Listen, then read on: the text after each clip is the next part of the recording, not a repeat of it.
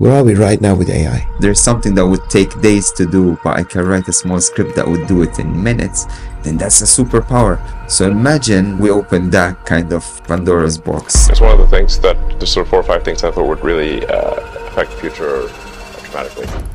Elon Musk's recent interview with artificial intelligence exposes a future far different from what you may have imagined. They used to call it machine learning because we used to teach the machine. Now we are at this new era where we're learning from the machine. So AI has moved from being a mirror that reflects our own intellect to a window that opens up opportunities for us into new realms. It's a great time for me because finally I can brag about being an AI person. The world has changed, mainly because one is a war that man or humans have caused. We've suddenly moved our entire life to the digital world, whether we know it consciously or we don't know it. AI existed since the time of Alan Turing, World War II. Turing basically invented the modern computer, and though he never set foot on a battlefield, he was instrumental in helping end World War II. But it wasn't until the end of last year where something magical happened. OpenAI launched ChatGPT, which mimicked the user experience of WhatsApp. Suddenly you could just text with something that is not a human but is giving you better experience and interaction and intelligent output than a human. It's like a baby. Like, again, at the end of the day, we've been teaching it for long enough that now the models can actually help us. What are your biggest fears when it comes to AI? I would say AI can... Gladiators, super excited. This gentleman I've been following for a while. This hour is going to go like 5 minutes, I can promise you. Dr. Abdalla, welcome. You're a super gladiator. I'm really honored to have you here. Welcome to the arena. Thank you so much. The honor is absolutely mine. Thank you for having me. Thank you. Before we jump into all the stuff that you're doing, can you just tell us a little bit about your background? Where were you born? What brings you to Dubai? And so forth, please. Sure. I'm a serial tech entrepreneur, turned investor. Throughout my career, founded a number of companies. Some were successful, a lot were miserable failures, but I think I've learned much more from those than the actual successes. I specialize in the use of AI and machine learning. Where were you born, Doctor? I was born in Libya, North Africa, grew up in Malta, and I'm based in the UK at the moment. So you're not based in Dubai? No, but I'll be coming quite often to Dubai because we've just recently been licensed by ADGM in Abu Dhabi to run a VC fund that invests in AI out of UAE here. So you'll be seeing me quite often. Wow, amazing. Whereabouts in England? In London. Okay, because I lived in 32 miserable years. I lived in Manchester. Oh, okay. No. Yeah. That's why London's totally different. Yeah, exactly. The weather and everything. So how long are you here for now? I've been here for a week now. I'm flying out today, but I'll be back again the end of the month, and I'll be coming at least twice a month now, moving forward. I think I'm going to have you, I'm going to request you to be my guest several times a year, because the world of AI is changing so fast, and I want to know what's going on. With pleasure. And I want to learn, and I want to educate our viewers. With pleasure. My wife and I went to Malta last year. Oh, nice. I did enjoy it, but it's very historic. Yeah. Isn't it? The weather was bad. It doesn't help when the weather's bad. Yeah, well, it depends what time of year. Malta prides itself of having 300 days of summer, so you must have gone in the 65. It was a bad day. It was windy. We took a boat. The sea was rough, but then I could see the coastal line was really beautiful. The rocks. Oh, wow. Yeah, you must have gone in bad times. But Malta is a very beautiful place to go for a holiday. Usually, if you go in the right time. So next time, let me know before. Yeah, you're done. I'll help you. Done. I'll help you. If we go to Malta again. Yeah. But so you live. How long do you live in Malta? No, I grew up in Malta. I lived for like almost 20 plus years in Malta. So it's home. Wow. Yeah. So welcome. Thank you. So education wise, were you in IT? Were you an engineer? What got you into where you are today? So I did my first degree in systems engineering and AI. I started it How long ago was in this? 2001. So 2001, people were talking about AI. It was one of the first AI courses, I think, in Europe. It was at the University of Malta, out of all Wow. places. And funny thing, it wasn't until last December that my mom finally understood what I've been doing for the past 22 years, thanks to ChatGPT and AI becoming mainstream. Usually, and again, thank God for meeting my wife, because in the past it used to be the end of the conversation when you say I'm an AI expert, or like I have a PhD in AI, like no one talks to you. But now it's become interesting again, even though AI itself is not new. AI existed since the time of Alan Turing, World War II. That's when artificial intelligence actually like started and was like coined as a term. It's a very old discipline. It's gone through cyclical processes. But as with every technology, you need what I usually call the browser moment. And if I may elaborate on that, Please. if you think of the internet existed since the 70s as a protocol, TCP/IP. No one really cared. It wasn't until the mid-90s where a fine invention... By the US government, correct? Correct, Yeah. correct. It wasn't until the mid-90s where the invention of the browser happened, and suddenly people could visualize what this protocol is, because we can now go, search, query, and that was the browser moment for the internet. With AI, it's the same. It existed even before, but it wasn't until the end of last year where something magical happened. OpenAI launched ChatGPT, which mimicked the user experience of something we're very familiar with, which is WhatsApp. We've all been using WhatsApp for the past 15 years. We're texting. Suddenly, you could just text with something that is not a human, but is giving you better experience and interaction and intelligent output than a human. So that's how everyone immediately had the aha moment, even though past 10 years, like we've all used AI to unlock our phone with our face. We've all used AI. If you've sat on an airplane, most of your journey is actually AI, Yeah, absolutely. autopilot. So we've used AI all these years. We just never called it AI. I mean, it's like when we have electricity here, no one stays thinking about how we get electricity, just flick a switch. But AI now is mainstream for all the good reasons, and it's a great time for me because finally I can brag about being an AI person. Right?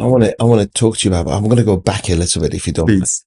So, after leaving university, Malta, what did you do? What's the process? So, did you run your own first business? Did you invest in businesses? Several businesses? Where'd you get the money from? So let's back a bit. So why did I actually do systems engineering and AI? Like as a kid, I've always been very inquisitive. I was that nerd that loved solving problems using maths and building blocks and So all. you were smart. I was a nerd, like Smart. High IQ, right? Yeah, the high IQ. So what happened is that, I got obsessed as I learned coding with data acquisition, filtration, processing. So I said, okay, maybe obviously to develop this, let me do this degree in systems engineering and AI. And suddenly I understood that you can write code to make your life easier. And maybe that's the lazy person in me, because if there's something that would take days to do, but I can write a small script that would do it in minutes, then that's a superpower. So as soon as I finished my degree... So this is before 2001. I started my first degree 2001, 2002, 2003, 2004. As soon as I finished my first degree, I was like, okay, I love data acquisition, filtration, processing. What is the industry that has most data that I can play with? I needed a playground. And back then, and still is, finance was the richest industry. I was going to say legal. Obviously, I was wrong. No, legal is boring. It's too boring, too many. But with finance, it had two things, data and money. And we all love money. Both, I love data. So that was perfect. So I decided to do a degree, or like a master's degree, in financial engineering. And financial engineering is the discipline of building complex financial systems that trade the markets. And if you can do that intelligently using AI and algorithmic trading, human factor is out. Suddenly, fail-proof. Yes. So what happened is that I got sucked into that world. After that, I worked as an algorithmic trader who built algorithms to trade the market. To be very honest, I made money mainly because this is 2005, 2006. So I'm giving you the timeline. 2005, 2006, the markets were going up. Yes, 2008. And we'll get to that. So it wasn't rocket science to make money, but with algo trading it was really good. But the nerd inside me wanted to know more. So I said, if with a master's degree and this capability, I can make this much, what if I do a PhD? So that's why I decided in 2007 to do a PhD in computational intelligence, applied to something called high frequency trading.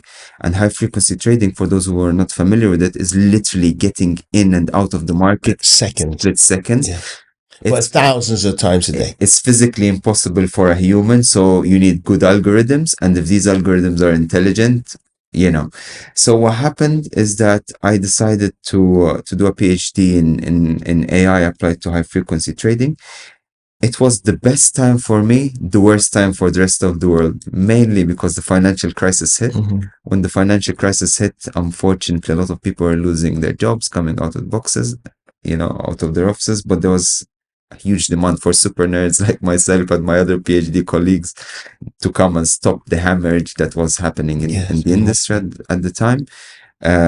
We were brought in as interns who were really highly paid, so that was like a new experience because an intern usually never gets. So which location is this now? London. So moved, which is the only place in the world, one of the few places in the world where this would have worked.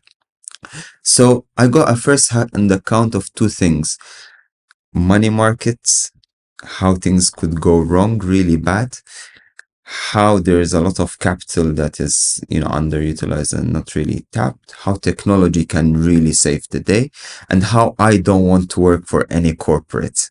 It was just not for me. So what happened is that as soon as I finished my PhD, I decided to set up my first company with two other PhD colleagues. So when you were doing your PhD, you were working for the financial entities in London. How did they come queuing? They knew about you through your PhD, or did you send them your CV? This is what I was saying. There was a huge demand. So they contacted you for our expertise. Wow. So they were open to the change. And back then, there weren't many people who were working on this specific niche, because what we were doing, we were using AI for portfolio optimization, asset valuation, asset evaluation, and algorithmic trading. And back then, there weren't many people who were doing this. Your AI system could manage the risk depending on the client's. Correct. It's like having very, very intelligent person that is actually able to measure the risks and help you with decision support, mainly, not necessarily decision making, because that falls under other regulatory umbrellas. And started my first company. The first company was a very early success, and it was included with some naivety as well from our part, because basically we combined our systems together. We said, hey, let's build algorithmic trading triggers systems. We signed the first client. The first client loved the system so much that they wanted to buy it. And when you're young and a bit naive, what do you do? Like you just said, how much? And but that's where I got hooked into this entrepreneurial kind of cycle.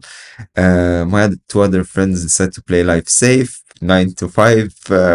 They've done fantastically well for themselves. You got addicted. I got addicted. I did this very controversial decision. Were you rich at that time? Did that make you rich? Not at all. Were you investing your own money? But that's where I started getting the notion that now I have some money to invest in my next venture. Okay. And that's where I took the very counterintuitive decision at the time to go back to Malta temporarily to set up my operations there, for two reasons. Number one, it was cheaper to hire developers there, even though the market will always be the UK.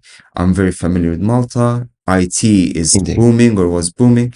So I decided to move back to Malta. And then my colleagues and my friends were like, are you mad? You're leaving 6-figure salaries to go to Malta. Like, there's no one that does this in Malta. And I said, exactly my point. I'd rather be the king of a village than a peasant in a kingdom. Yeah, but then you don't need physical presence anymore, right? Because of connectivity and internet. This was 2011, 12, 13. So it was not really mainstream yet. So I moved back to Malta, but it was the best decision I've taken, because suddenly Malta became the only guy that is an expert at that. So in fact, I was offered a position at the university to lecture and research on machine intelligence, which again, for my own selfish reasons, I used it to be my HR department. Yeah, pick up the best candidates. The best and brightest candidates were actually, students that I was recruiting for my company. So people from all over the world were coming to this university because of its reputation. Yeah, the University of Malta has a fantastic reputation,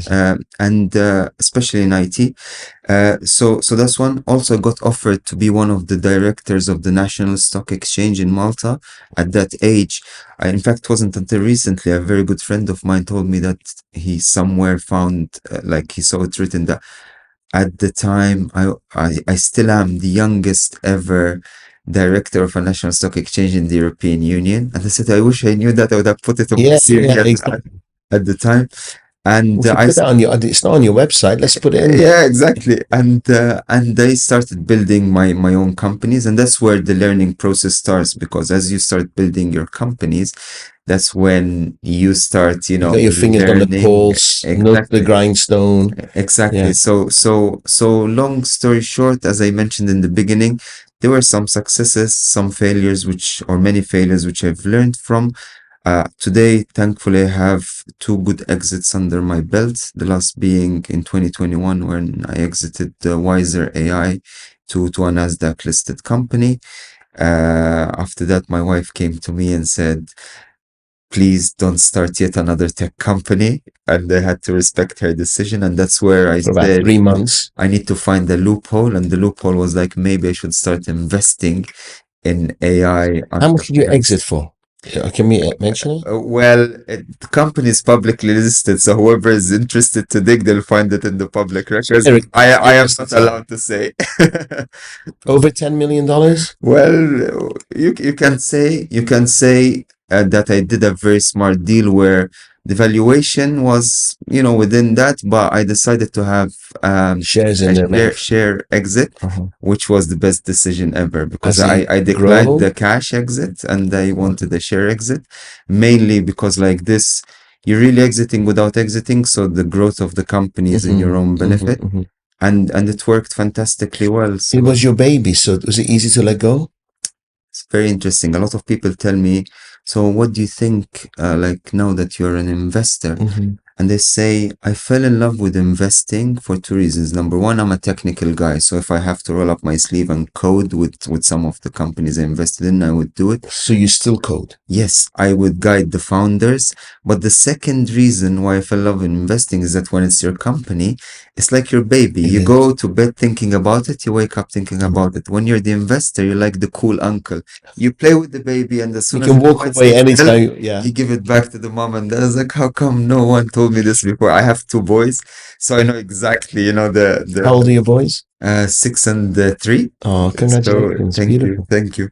And in fact, my boys are one of the reasons why I actually now feel more responsible than ever as an AI expert to really make my voice heard, to be much louder than I was before, even from an intellectual perspective. Because believe me, I know for a fact now, with everything that's changing, and we'll get into that, 20 years from now, my boys will either have their best friend as a robot, or they will be leading the human rebellion against the robots in a post-apocalyptic world, like the movie Terminator. Yes. And that gives me a lot of responsibility. And coming back to having your company as your baby, now, as I said, just got our license for a VC fund, and that's my new baby, because it's super exciting that I'll be investing in a lot of AI projects, adding value to them, help them steer towards, glory, success, hopefully lots of wealth, but at the same time, keeping them responsible and grounded. Because I've done the mistakes, I have the scars to show it. I'm sure I'm gonna make many more mistakes that I'm gonna learn from, but I am a person that is empowered by failure. Whenever I fail, I think that is celebrate. I celebrate, because it's like someone gave me, The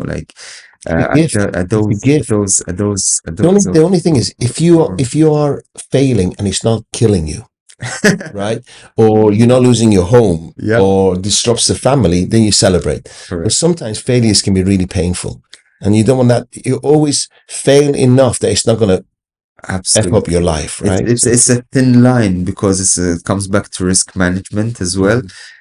Make sure that you set yourself up to hopefully succeed, but if you fail, you don't fail enough to be a catastrophic disaster. So correct. don't bet more than you should. Even though in the past I've done it when you're starting off, you do it, but as the stakes go higher, as now I'm a dad, I'm a father, like You have you other respond, people you you're have other responsible people. for. Again, thank God for my wife. She's seen the ups and the downs, the reds and the greens, and now I'm promising her not to take That's true that love for much you, though. risk. Yeah, she stuck it out with you. Exactly. Um, can we talk about crypto as well? Is that okay? Yeah, Or blockchain? totally. Okay, but Yes. before that, when somebody said AI, and then you mentioned autopilot, okay?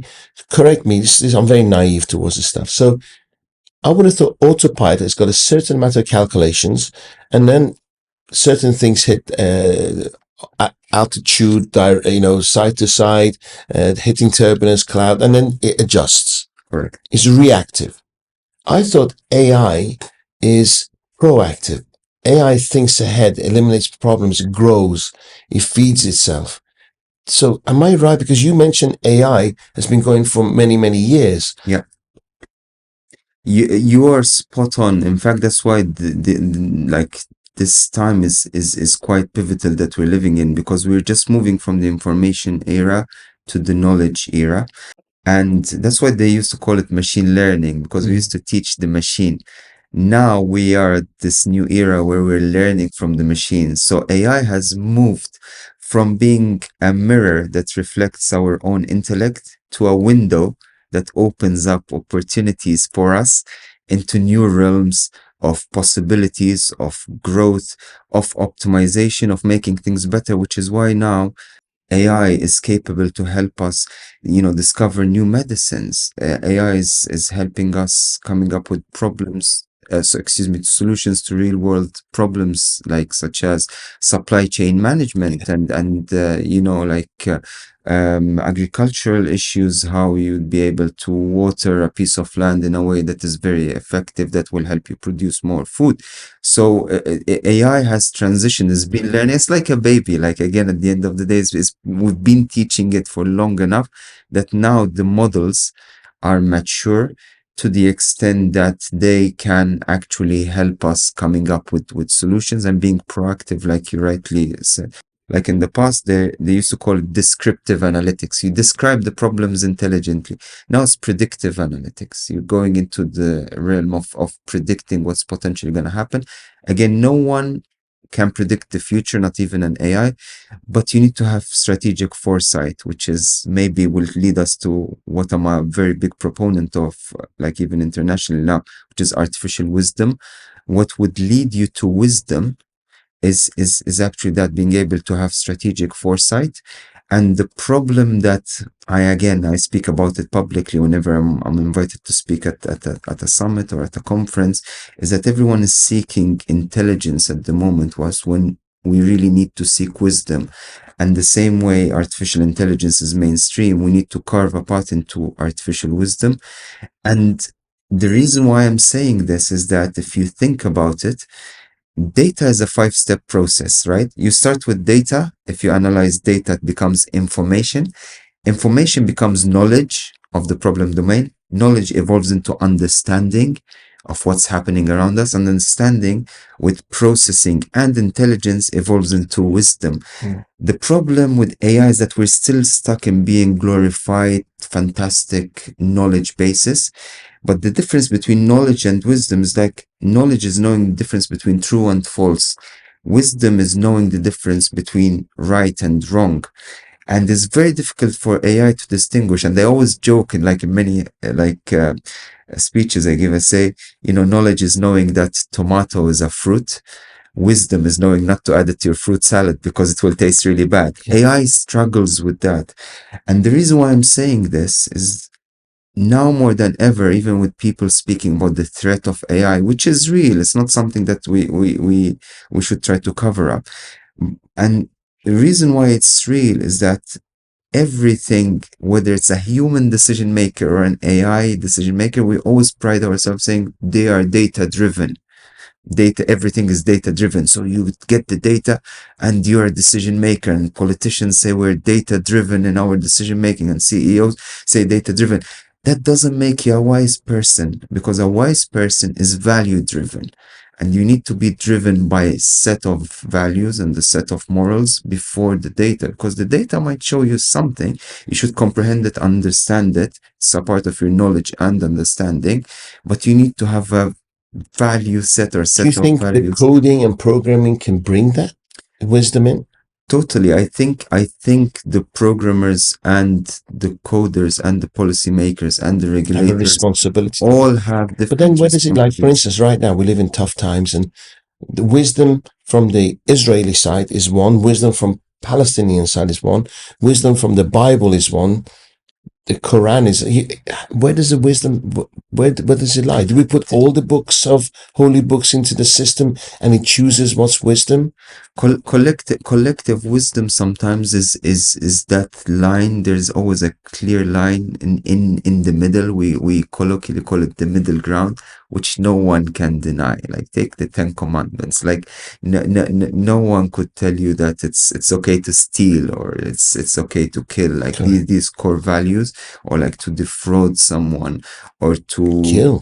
Exactly, kill, or like there are things that are haram, are prohibited. Blood, for example. There are things you should not even go there.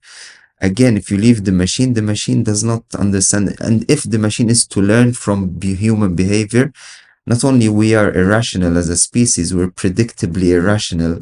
That it doesn't take genius to understand that our history is replete with instances where we have self-destructed, mainly because we did not really follow the value system, or the core value system in between. Then obviously things get fuzzy, things get wide, and one needs to avoid the wider side of the spectrum and stick to the middle ground, and to make sure, as you are teaching these machines, or you're coding them, these sets of values are there.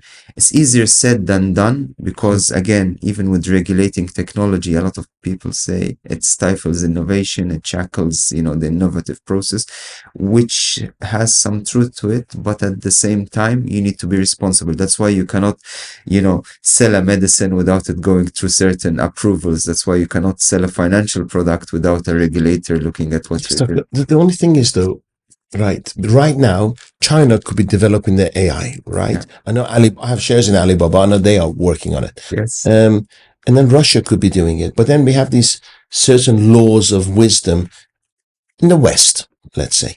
But then an AI machine could destroy the AI machine with the wisdom, because you're just more aggressive, right? Correct. How can you standardize this on the planet? It is an ongoing arms race, and it's always gonna be, like, as with everything in history. There's always gonna be the fight between both sides, and call it good and evil. And that's why you always have to be reactive, or be ready to be reactive if the other side does something that does not agree with your core values. It doesn't mean that you should be naive. So the same way you need to make sure that there's benevolence, you should not have the naivety of assuming that everyone else is going to be same standards, the same values as you have. Absolutely. So the same way you are ensuring, like a good, benevolent, happy society, you need to have the defense mechanism. It's just the rule of life and empires. There's an AI summit right now in London, correct? Correct. I'm missing it. Being here with me, having more pleasure in this talk Thank than you so listening much. to Elon Musk yet again. Thank you. Have you met him? Have you met him? I haven't met Elon Musk personally yet. No. Because I know that he's seeking the best in the world for his projects. Maybe one day. Yeah, we've got to put you out there. I'll link him to this podcast.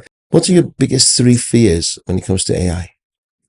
Well, the biggest 3 fears when it comes to AI, number 1 is it goes completely out of control. Terminator scenario. And that's not a full impossibility, but potentially is not going to happen anytime soon. The second fear of AI is it's impeding human ingenuity. Takes over the whole the reason why we've achieved everything we've achieved so far as a species faster than any other known species in existence is because we have the drive for innovation, for development, and we have the ingenuity to do it. And that hunger is what led us here. And this is what scares me, is if it may numb the mind. I would rather see AI as a complementary tool that will make it better, and make people's life better, than it actually like stopping us being smarter. And the third one, again, that I would be scared of is, again, maybe it's the fitness fanatic in me, is that our life is going to be too comfortable that we'll all be sat Obese and 24 hours diabetes and we'll issues. end up in a wall-e. Do you go to the gym? I actually am very much into sports and exercise What and exercises fitness. do you do? I do calisthenics, so I'm pretty much into calisthenics. Oh. In a past younger life, I used to play a lot of football. Yeah, I noticed on your website you got Yes, pictures of football. correct. So, but I haven't been playing football as much as I would love to, because of some injury. But yeah, and because of maybe my obsession with data analytics and understanding, I try to biohack myself in different ways.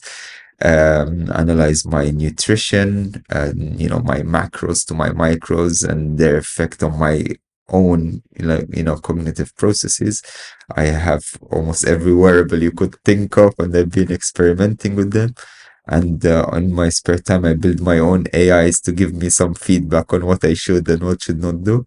And it's actually, it works brilliantly, because I think it helps me even add more value to my own day, because a lot of people say, oh, you spend, more than 120 minutes, like your data says, in exercising. And they say it's a part of my research, that that data I'm feeding. Yes, It's a part of my own research. So amazing, because you probably don't have any fat on you whatsoever, right? my body fat percentage, I think, is less than 8% at the moment. That's incredible. Is that what you aim for? Is that what the data is telling you? Do you feel hungry all the time? What's going on here? Actually, I'm very satiated most of the time. I flipped the pyramid. So my food is predominantly protein, Okay. with some fat and a little bit of carbs. And the carbs I take are basically vegetables and fruits. I don't touch like much other types of carbs. And Your protein being fish, chicken? yes, yeah, fish, chicken, meat. Do you have them? Yes, I do like my diet is based quite a lot on meat. As I said, quite low carb, and I do like cardio for around 60 minutes a day, but also I do a lot of body weight exercises. What's your cardio? You run up a hill, walk fast? It's running. It's running. It's mainly running and wrestling with my boys as well. That's like a part of. It's gonna get worse or better. Yeah. I have a 15-year-old and a 9-year-old. Every night before the bed we're wrestling, and I've noticed I'm getting tired faster. Yeah. So, amazing. Is it possible, Doctor, for AI to have emotions, feelings? So it's a very, very deep and philosophical question. I would say AI can mimic feelings. However, feelings are a biological process that stems from the fact that your brain is secreting a lot of chemicals and a lot of hormones. So the feelings and emotions that we feel is because of dopamine, serotonin, oxytocin, and all the good stuff that comes out with that. And let me give you a very, very like a clear example. Think of friendship. Friendship is a feeling. You can have a human as your best friend. You tell them your deepest, darkest secrets because you trust them. And you can have your dog as your best friend. As soon as you walk home, it wags its tail, comes, it tries to lick you. And the chemical reaction that happens in your brain is pretty much exactly the same. But still, as a human, and because of social norms, you can't, come to your dog and tell them your deepest, darkest. You can, but it won't give you feedback. You can't tell your human best friend to fetch a ball because you know what they'll. You will lose them. Exactly, or they might, retaliate quite violently. And the reason why I'm giving this example is that we can get AI to make us secrete those chemicals and hormones by mimicking that process that would make me feel like this AI is a friend. Like when I said my kids might have a robot as their best friend, means that their brains are going to be secreting those chemicals. But because you could walk into your house, your favorite music is playing, the Exactly. smell in the house is how you Exactly. feel. But the robots or the machines, they're not biological enough for them to have that. So it's Yet exactly. they could build a brain like In fact, at the pace we're going, I wouldn't discard a distant future where, self-designing AIs so. would have realized that the human anatomy is a much more superior kind of structure than their own, and they will be optimizing themselves. So that, in fact, take the semiconductor industry, and this is another part of even my own personal investment portfolio. I'm very much plugged into semiconductors.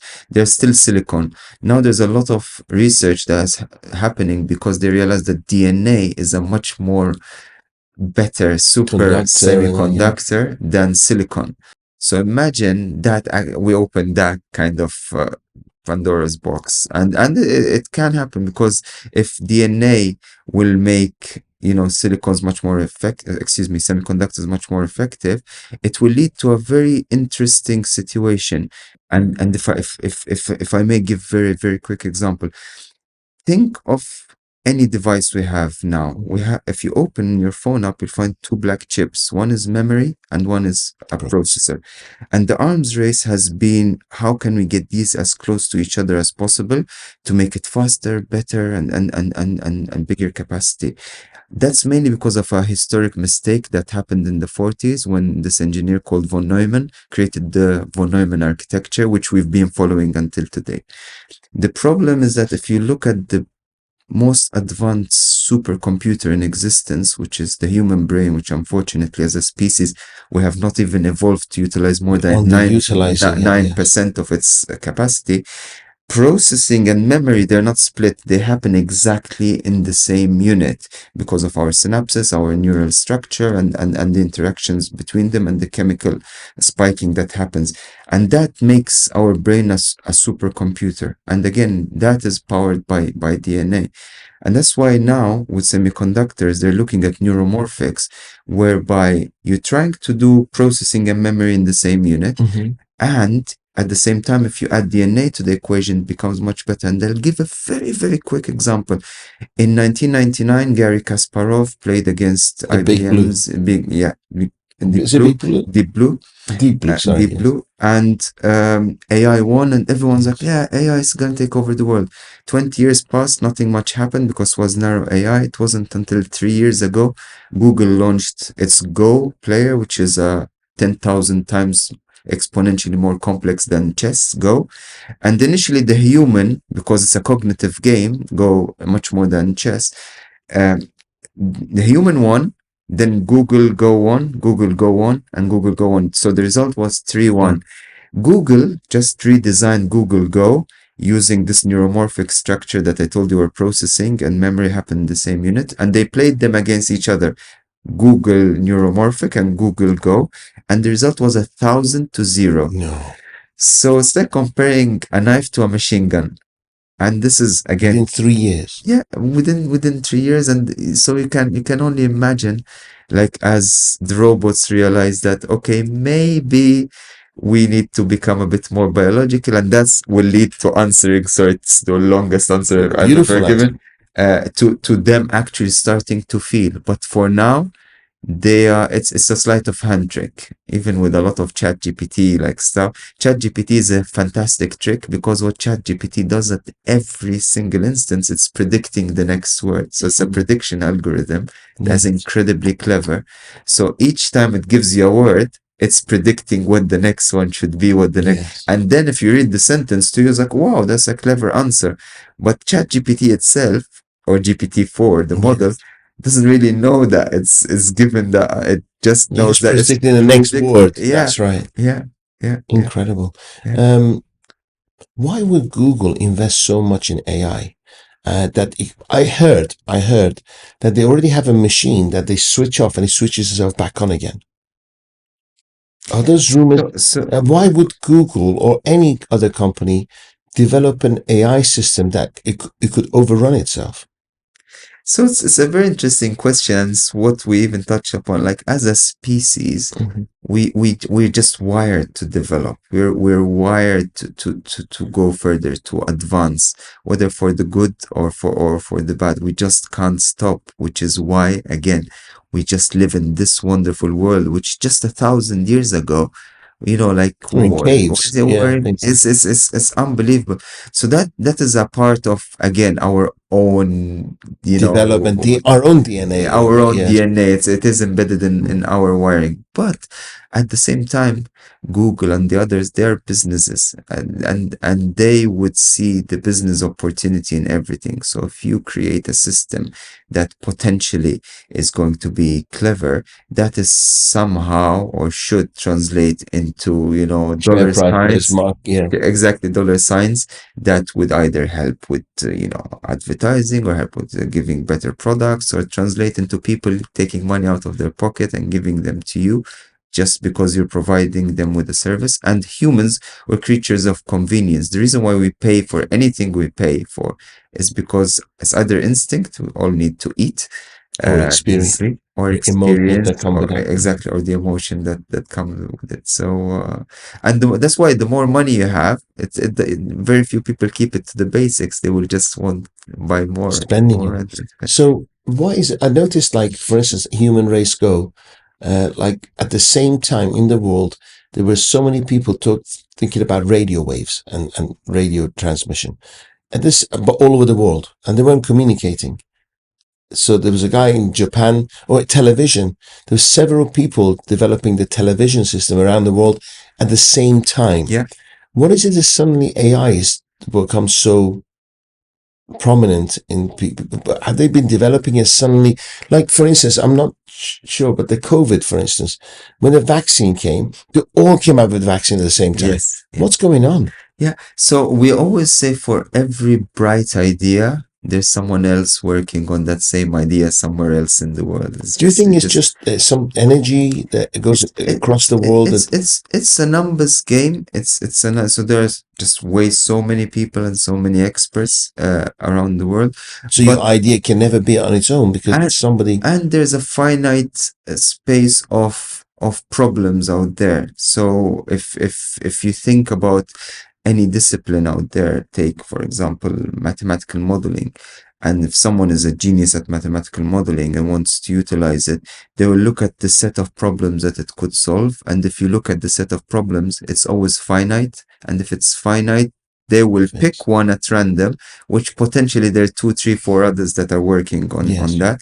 That's one. Number two, with AI specifically, again, we had the browser moment, like because of GPT, but AI has existed since the times of Alan Turing. Like it's been like 60 plus years of AI development. And the reason why I can confidently speak about this is just I've been in the middle of all of it. It's just that no one was excited about it up until now. You saw the potential. Yes. And now, like cloud technology, I loved when it came out. I just didn't know how I could make money out of it.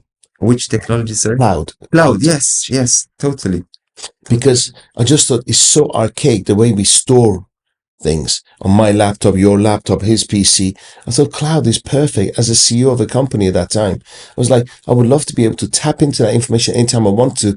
We're not on 10 different websites, Dropboxes and blah blah blah. So yes, and again, because obviously you have the sharpness, you have the intellect, and you have a problem that is nagging you. So your brain immediately went like, I need some like some solution for that. And if there are like 2, 3 others that are like as clever, they will all be like, okay, we need that kind of solution. And then if you have developers that have the tools to do it, they will reach the same conclusion as well, which is why it gives us always the impression that how come that happened. But again, like Nikola Tesla was solving electricity when Thomas Edison was doing it, when Westinghouse was doing it. Incredible. Yes. Just Edison was more commercially minded, I think. Exactly. Well, you can't necessarily have the best solutions, but it was more commercially minded. Absolutely. And this again comes back to to another lesson, obviously, in being the smartest and the brightest doesn't always translate into you being, the more successful yeah. financially, which is why I love the gladiator message, and that your proponent, be smart, be sharp, but translate that into something. Business is money. Into It's not business. charity. Yeah.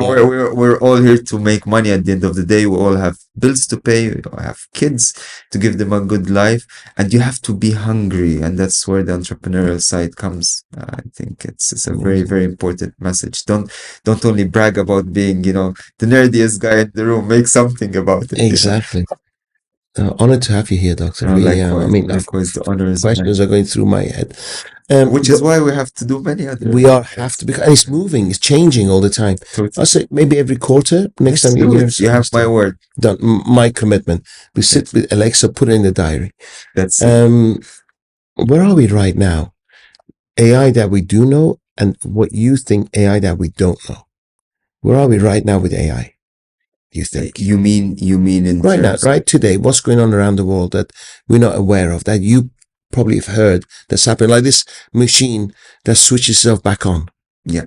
Or conversations you can have with a machine that answers you back, or you ask it to crack a joke like Alexa does, right? Yeah. And then it talks back. So what's going on right now? Things that we do know, the obvious stuff, and things that we potentially don't know. Yeah. So there are many verticals one could go. There's obviously defense on cybersecurity, which you wouldn't even want to know what's happening and how AI is being utilized there. It's like, Star Wars kind of level. But in our kind of world, in medicine, like new medicines are actually being discovered on daily basis, which is great. This is a very good message. In fact, an even better message. In the middle of the negativity, because a lot of people saying this is going to lead to job losses, and they say it's going to lead to They've been saying that for centuries, and they say it's going to lead to job transformation in a way that really intrigues me. Why? Because I can see a very near future where the job of a nurse is going to be much more important than the job of a doctor, mainly because diagnosis and operations are actually going to be taken over completely by AI within a couple of years, but care and the emotional side of taking care of a patient is not going to be taken away anytime soon. So at least good news for the nurses, because they're going to be paid by doctors, hopefully by lawyers, by doctors, by accountants. Exactly. It's and it's going to transform the way we look at these and their functions, like in a very different way. Education is being transformed. In fact, my kids are bilingual, and obviously I don't speak to them in Arabic as much as I would love to. Sometimes it's natural to switch to English. My parents always tell me off for that, because obviously we're native Arabic speakers at home. Your wife's my wife is English. So oh my God, English is the easiest. It's the easiest. You know. I'm the same. So what happens that my answer is that they are gonna live in a very near future where language just does not matter. If you look at how Google Translate evolved in 4 years, within 14 years, we're probably all going to be wearing a device that will immediately translate as I can speak to you in Swahili now, or I can speak to you in Arabic, and you will hear it in not only in English, in the English accent of your preference.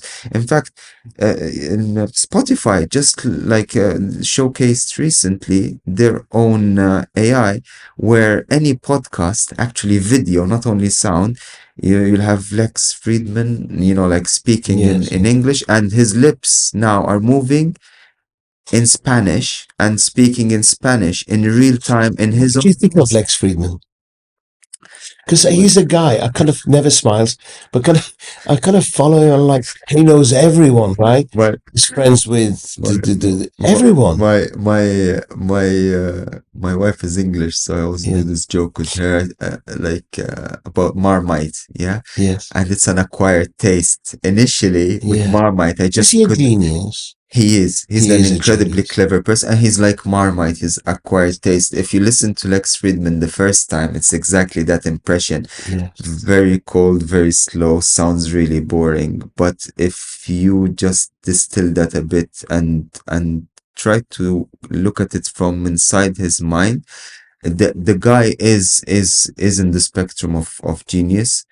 And these billionaires recognize it, right? Yes, and then So just hang around him it's because he not- might just come out with one idea for machinery or AI that. exactly. I was listening to him the other day. I don't know if you saw the YouTube about whether a lion, a bear, No, I haven't seen a it. lion, a bear, and a gorilla, if they had a fight, who would win? I haven't. And they discussed it for 2 hours. Yeah. And you know what? The sad thing is, I was actually hooked. You know what I mean? Like it's Yeah, I was hooked. it's very interesting that from my speaking perspective. Like we are very interactive, right? So Yeah. we feed on each other's energy.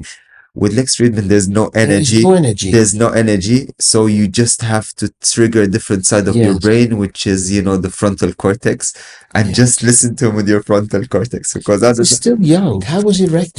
This guy. I think he's my age. I'm almost 40. I'm 40. Congratulations. Quite Still young. yes, yeah. So I think Is he a wealthy person? Has he run companies before? He's just a super intelligent guy that specializes in AI and machinery. wealthy. I don't know if he's wealthy. I know he's Has he an built MIT. companies? He's an MIT professor. But again, nowadays with such successful podcasts and speaking gigs, etc. I mean, I get paid to speak, and I'm not even half the fame or the following he has. So I'm sure that if he gets paid to speak In the US as in well. the US, that will be like almost 6 figures to give a He'll speech. probably be a consultant, won't he, for Tesla, consultant for Or- Bates. which I think he does. Yeah. Which I think he does. And there's that now nice group forming now of Lex Fridman, Andrew Huberman, Yeah. Joe Rogan, Yeah. and like every time they're either with Elon Musk or with they're doing Mark the video Zuckerberg, and and they're like crazy, isn't wrestling it? each other, and it's very interesting.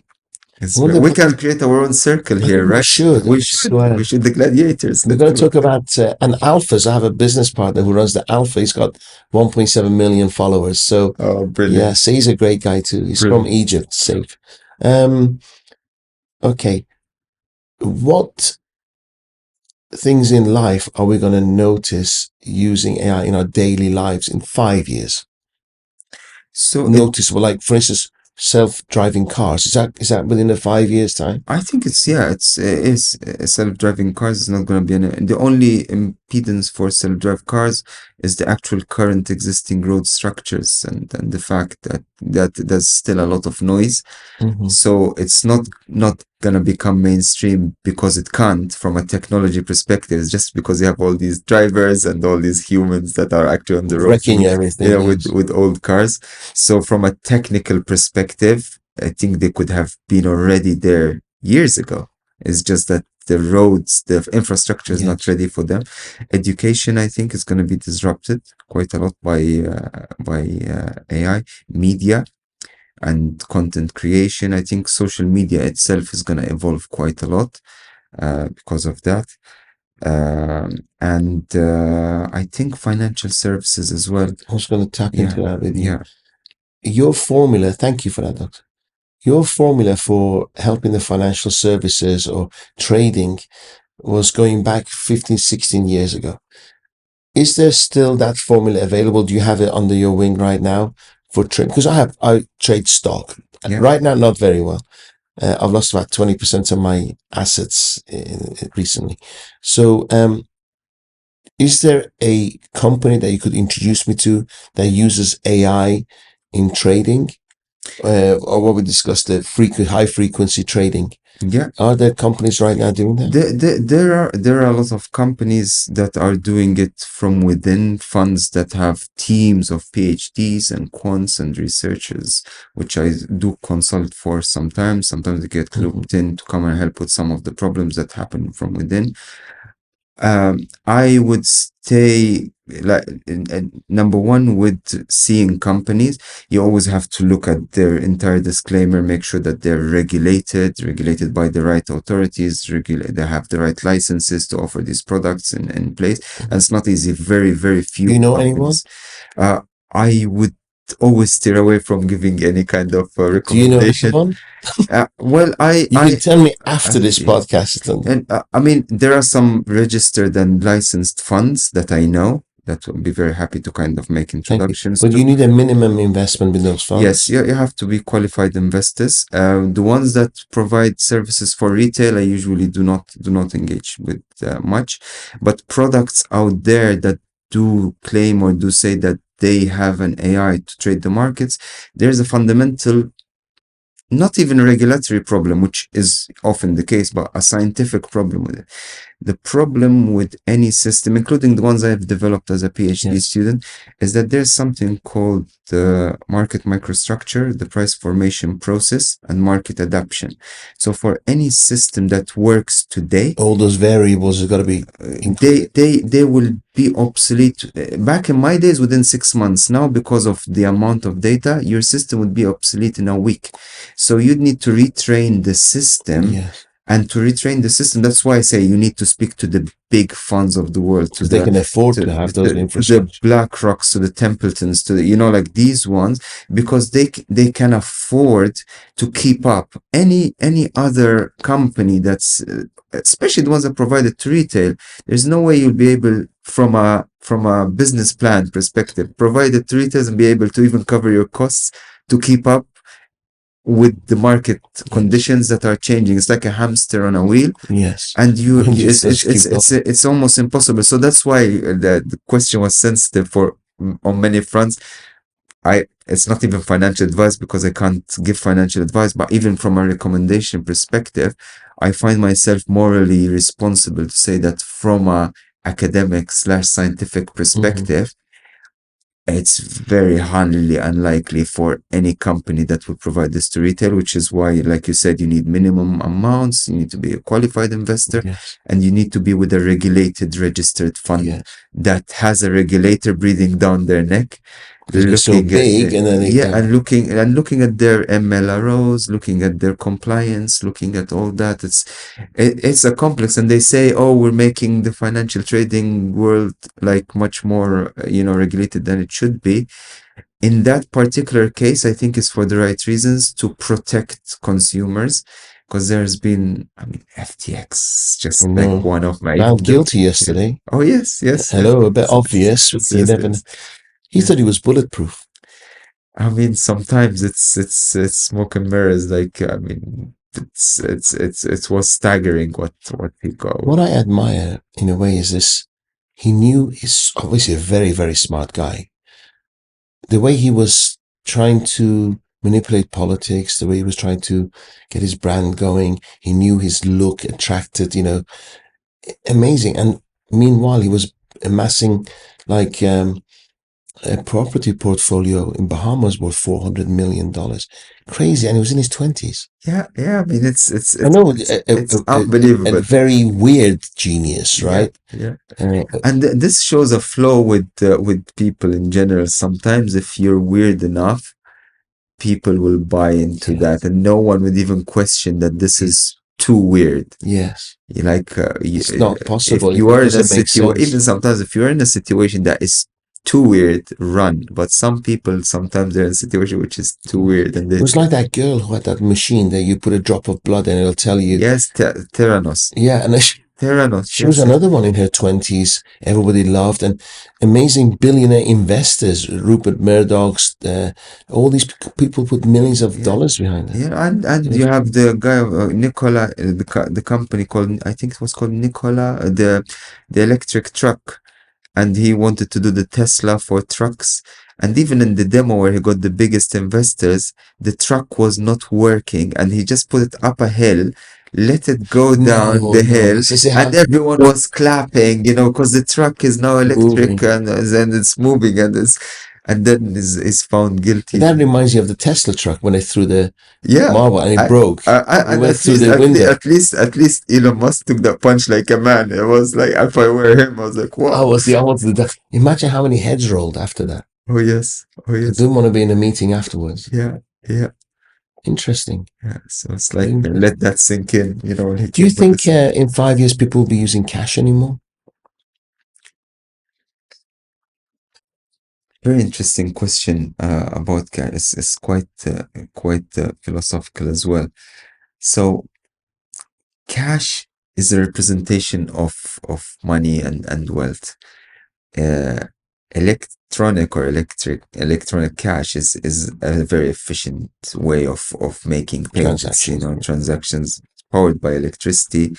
Again, don't want to be like doomsday kind of promoter, but if a solar flare happens, you still have cash in your Yes. pocket, you still have gold, but the network is going to be disrupted. But that risk aside, if you were a savvy person about money, if it's electronic, the amount of transactions that could potentially be taken from you at any given point, they're quite high. Once if you have a note, it's a note, whether it's from me that goes to you, that Yes. goes to, Or so gold, or exactly.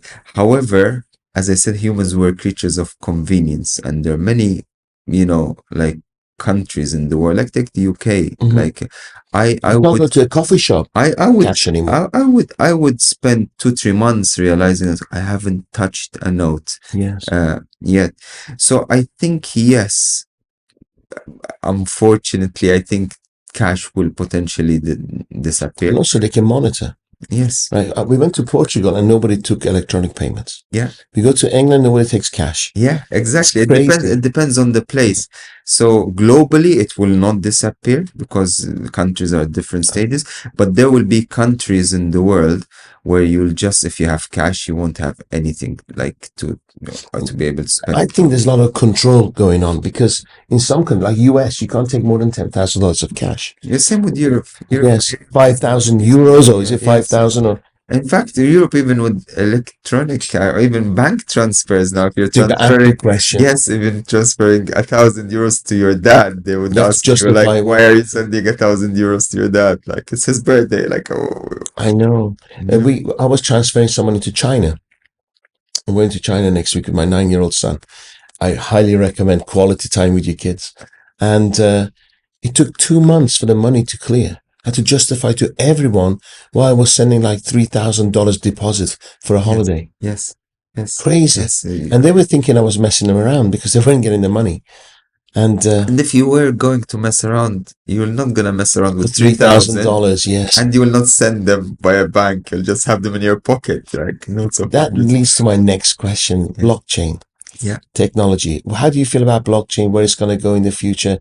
I had a panel about a year ago of real geniuses blockchain. Next time maybe I'll invite them to sit with us. Please. And I felt the future of the world is going to be a better place.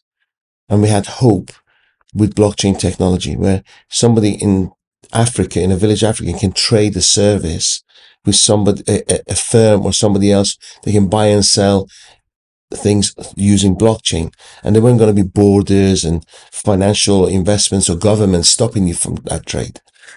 How do you feel about? So blockchain is something that, again, together with AI, which is my biggest passion, is something I'm very passionate about. And we need to make a slight distinction, which I'm sure like you're aware of, and a lot of our listeners are aware of. When we speak about blockchain, we don't necessarily mean the financial side or the money side or the trading side. So let's start with blockchain as a technology itself. So it is a consensus mechanism to create trust between different entities that don't know each other, which It's like is a great bookkeeper, isn't it? It's a fantastic bookkeeper. Yes. So, and for that reason, since you have a bookkeeper, whether that bookkeeper is for information or for your health data Correct. or for your personal identification, the realization or one of the first applications that made sense was like, why don't we use it for money? Because money is bookkeeping, money we don't want to double spend, and money is very important. And banks are a little bit old-fashioned, aren't they? Because a little bit. you have to be careful what we say. Exactly. But like, yes, we are paying for all these high salaries, these buildings and everything else, but we can have a trusted transaction Correct. without the middleman screwing us, sitting on our billions and gaining interest. So my point with that, so we all understand the distinction. Let's get into the financial side. So on the financial front, I believe the following. I believe that throughout history, for any civilization to thrive, you need two things: a system of trade, and a store of value. A system of trade could be bartering. I give you a cow, you give me two goats. It could be, exchange, could be payments. A store of value could be assets, commodities, grains, gold, money, crypto. And without going into the philosophical argument of fiat currency versus cryptocurrency, if you look at the world's biggest fiat currency at the moment, the US dollar, its value is based on absolutely nothing but a government that is mired in more than $23 trillion in debt. So even though that note says "in God we trust," it doesn't mean that you really need to trust the economic system underneath it. And for that reason, that creates a very solid argument for a trustless technology-backed system that actually enables this trust. Again, in God we trust for sure, and we'll always trust in God, but I was just joking about the American economy. And if that trust, because for us to do any exchange, we need to trust one another, is enabled by technology, then that is a very efficient system. The problem, and again, coming back to the fact that humans are irrational, predictably irrational, they always self-destruct. Because of that, there has been a lot of bad players that got some very wacky ideas on. Now there is this amazing new discovery launched by Satoshi Nakamoto, brilliant genius. No one knows if it's a person or a group or people, but if he or they exist, they'll be the richest person in the world, just for the record, because they have 1 million Bitcoin. But the reason why I'm saying this is that because of that kind of left, number one, a very bad taste in everyone, like in a lot of people's, mind about, is this like an industry that is dirty, which is why the regulators, again, rightly so, had to look at it. The problem is that the regulators are very ill-equipped to understand the technology, and they're not understanding technology. So when they regulate, it's like GDPR in Europe. It was discussed in 1995. By the time they launched it, technology has advanced so much that when they launched it, they really messed up our AI systems, because now data and privacy and, like personal information, and the systems had to be rewired and dumbed down just to accommodate the GDPR vision that was launched in 1995. Slowed the process. So with blockchain, and which is why Dubai is a fantastic forward-thinking place. They have the regulator. The regulator is forward-thinking, very technology savvy, very technology oriented, and they understand the principles of technology, of decentralized ledger decentralized ledger technologies, of digital financial arrangements and systems that are built on that, and they're actually creating rules and regulations to protect the consumers based on that, and they're continuously updating it, because it's a race.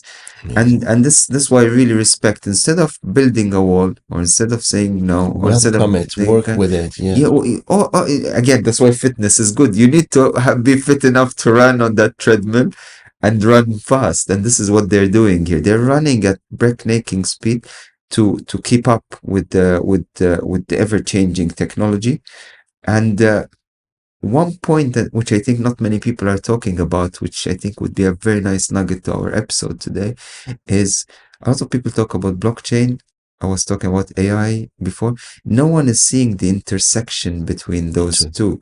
And this is going to really be a very fascinating thing to explore, because of various reasons. Number one, a lot of people say AI is an existential threat to humanity. If AI takes over, then we're all, doomed. Which is true. It has, element of exactly. However, imagine if AI, coming back to the regulatory argument, is deployed on a blockchain architecture, whereas an AI, you cannot go rogue unless you achieve consensus within the network for you to actually go rogue.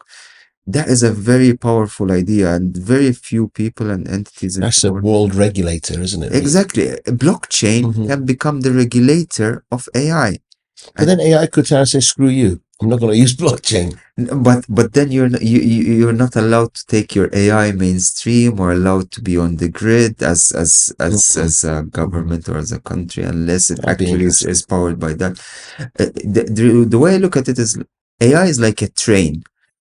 Train needs the railings, and blockchain can be the perfect railings for you to deploy such AI architecture. Are there companies right now that you can invest in? It's from an investment perspective, the landscape is in fact there's much more noise at the moment. That's why I'm gonna be in Lisbon not next week, the week after at Web Summit. It's a massive event, it's a 70,000 people event Wow. where they're bringing some of the brightest minds and the best companies in the world, which have been like handpicked to actually be at the event. They need to be selected, but there's gonna be like thousands of them.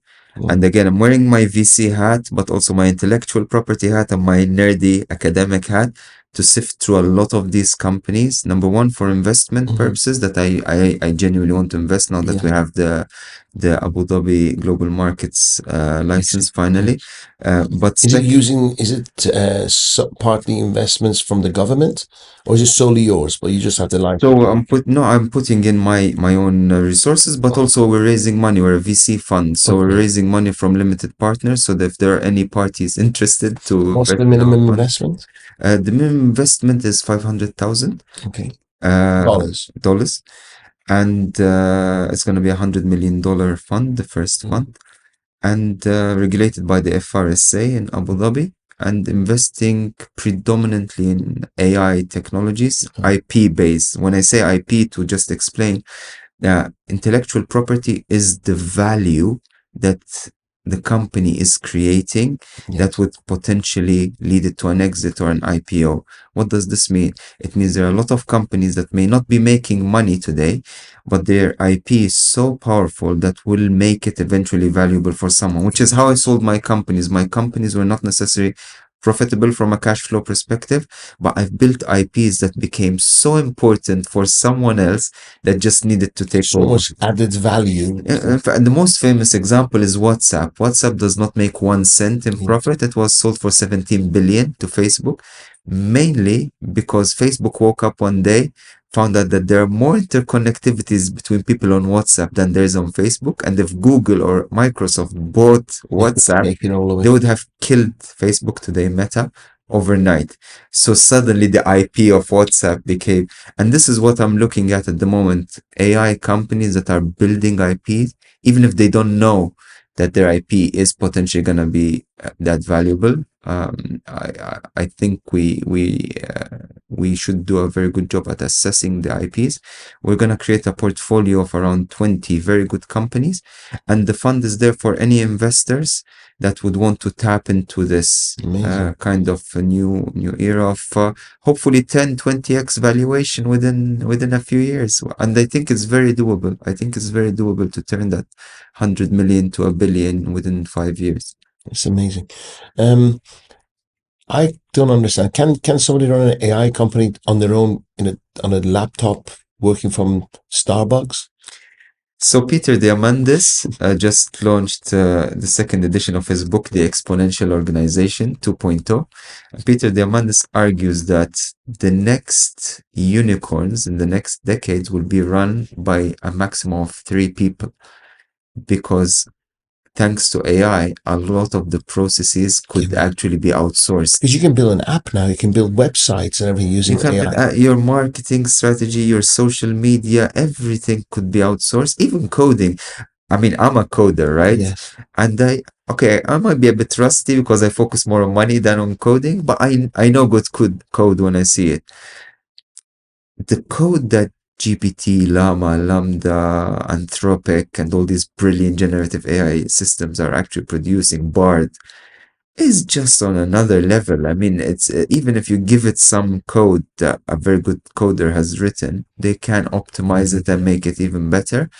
So again, it's I know for a fact, to answer your question, is that yes, we're gonna see billion-dollar companies that are run by 2-3 people that are hanging out in Starbucks. So anybody can approach you. Anybody can approach you And you speak to, I guess your challenge is to choose the unicorns, right? You have too many people approaching you with potential investment. Absolutely. And then you got to take the time to know which one to invest in. My job now is literally to sift through a lot of this. Filter them. In fact, again, I always say that the only currency or that you cannot get back after you spend this time, and which is why time is very, very, very important. The most valuable commodity we have. It's the most valuable, and you only have 24 hours a day. If I'm gonna work out for 2 and spend 4 with my kids and 6 with work, then I need to make them really valuable. So we have a process. Hopefully in that order, because you got to look after yourself to be able to look after your family. I mentioned the order on purpose. I like that. Yeah. And for that reason, obviously, we're creating a funnel. Unfortunately, even though I'm a person that loves flat structures, but obviously it has to go through like a process, through like a bit of a questionnaire, a bit of the team, distill it, and then I sit down. I'll be very honest, I met with some founders, even when I was still angel investing in the past 2 years, some that had some unbelievably brilliant ideas, and I backed them immediately before they even finished. And some I'm like, please just do not finish like this, because this is gonna go nowhere. But that leads me to an advice to budding entrepreneurs, that number one, it's great to be passionate about your idea. It's great to be obsessed with your idea, but make sure you're solving a problem. That's very, very important. It's a problem solving, and make sure that you're solving it in a way that is unique and you're creating value. Don't tell me about your cash flow and your projections, because that's the adult equivalent of when I grow up, I want to become an astronaut, right? Like when you show me projections. Show me the value. And that's why I said, like, when it comes to wisdom, it has to be value driven. This is the same with investments. Show me the value you're creating, because money will follow. If you're creating value, if you tell me this is going to create value to this and that, I can't quantify it. I don't even know how. That's okay. That's totally fine. But don't come with this projection. We're going to sell 100 million units and we're going to get 600 million subscriptions and we're going to get this and we're going to get 3 million followers. It does not translate. It's BS. Yes. So value. And the thing is, somebody like you can also put a value or a number behind the value that you're adding. Correct. Because of your experience. That's why people come to you. Correct. You can say, for that value, in my own head, I can calculate that could be worth 3 billion. Correct. Right? You don't have to be a salesperson or an accountant with stupid valuations. Correct. And that's why people are, with all due respect, like a lot of my really, really good buddies and partners are salespeople, but people are tired of the sales kind of cycle and the sales pitch, and they need something that really explains, like an explainable way of how you reached that value or that valuation. And I always tell budding entrepreneurs as well, don't be bloody greedy. Like, don't come and tell me that, hey, I'm not willing to give away like equity in my company because I know its worth is this. Yes, exactly. Just get going, get started. Yeah, and the cake's going to be so big, it can be shared by everyone. Exactly. I mean, I even for me, like I always say, like 10% of 1 billion is better than 100% of 1,000. Like any day, every day, right? Doctor, you're an optimist. I think I am. Yes, No, I'm an optimist realist. Mm-hmm. You know, you think the future's bright for your boys, yeah? I will make sure it is. Good. I'll make sure it is. It's been an absolute pleasure, dear. We've been talking for 1 hour and 20 minutes. Oh my God, I have a flight to catch, you know. Really? Yes, I'm going to get Alexa for us to speak every quarter minimum. If you're not here, we'll do a Zoom. Yes. But I want the listeners, and also I want guidance where to invest. Absolutely. So when your fund is operational working, please contact me. I will. Over the last 12 months, I've invested quite a considerable amount. What I'm not happy about is exactly what you talk about. People talking about 4 times returns, 5 times returns, and now look at the way they run their business. I'm not impressed. Yeah. Okay. Yeah. So I would be interested in speaking to you regarding your fund, knowing that you are siphoning through all and filtering all the good, the bad, the ugly, and then know that somebody of your caliber is taking care. With absolute pleasure. In fact, I'd I'd be happy and honored to, number one, speak every quarter. Number two, to give any piece of advice or wisdom that I may be able to offer. Number three, explore different ways of how we can work together. I mean, as I said, like a big fan, a follower, and I just love the way that I'm gonna say, this is gonna come up like in I don't know how to articulate it, but you make me hungry, like when I listen to you. Thank you. I say to myself, I'm not hungry enough. Like I need to be thank like you. Darius. So Thank thank you you. so much. You inspire me. Your feedback inspires me because it is a thankless job, really. I'm not selling anything. I spend a fortune just helping others. And when people give positive feedback, look, I get inspired. Oh no, So, thank you so likewise. much. And I think, unfortunately, this time is a quick trip, but next time I would love to host you for a lovely dinner. Done. And if I you're, would like to maybe, I used to do big events of my own. yeah, And I think maybe we should do something, an I event would together. be very happy to contribute Yeah. your event. We'll Would do you something want me to together and speak get or would hundreds of people to listen to us. Oh, Done. I would be delighted. I would Done. be delighted. Let's do it before summer of next year. When the weather is good, people are in Dubai. Let's do something. Count me in. As Done. I said, like speaking is something that I do quite a lot. In fact, that's why I'm going to be in Lisbon.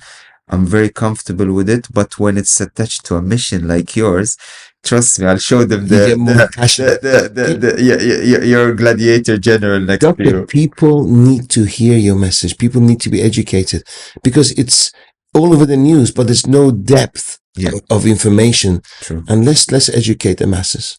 Thank you, my friend. Thank you I so honor much. you. Gladiators, wow, with a capital W, Dr. Abdalla, thank you so much. Thank you. We will put all your contact details, everything in the bottom of the podcast. We'll do the edited versions and the raw material. We'll have it sent to you on Dropbox too. I'm delighted and honored, and thank you so much for having Thank me. you. And this is one of many to come, and I look forward to this this friendship and this partnership, Definitely. hopefully for years to come. Thank you for your energy. Likewise. I honor you. Thank you. As we say in Gladiators Mastery, I salute you. I salute you. Thank you so much. Thank you. Thank you. Thank you. Loved every second. Thank you.